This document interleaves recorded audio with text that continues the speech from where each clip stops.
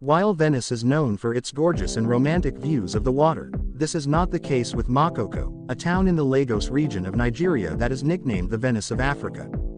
This location on the shore of the Atlantic Ocean does not have beautiful or romantic views, but rather dreary ones.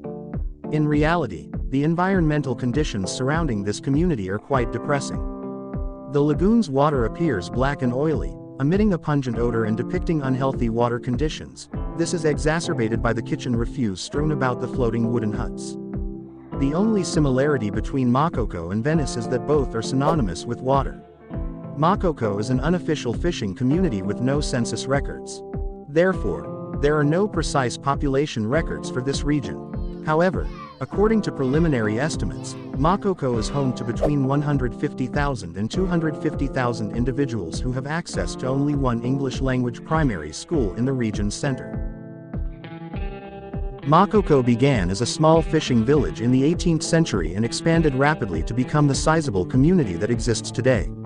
Hundreds of thousands of migrant workers from the West African nation are attempting to earn a living in Nigeria, where the majority of the population relies on the water fishing industry, which is inseparable from the lives of the Makoko residents. All the structures in this area are constructed on wooden stilts that are firmly anchored into the water bed.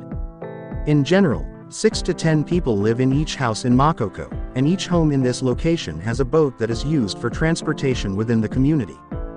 The only mode of transportation in this floating community is a simple wooden boat, which is also used for fishing and as a marketplace. The Makoko residents' lives are so intertwined with the water that children as young as 5 years old begin to learn how to row wooden boats.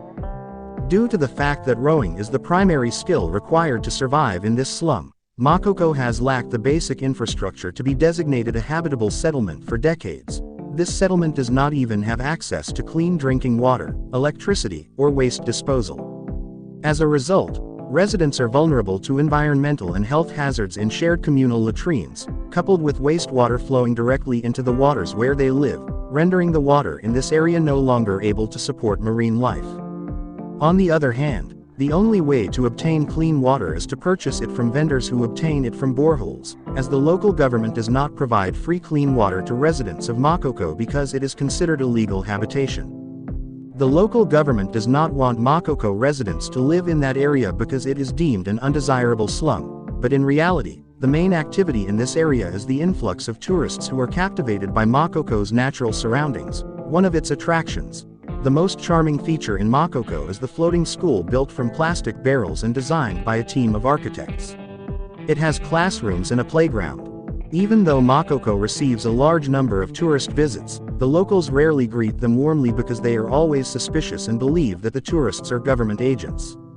They view photography with skepticism because they believe their photographs are being sold for profit.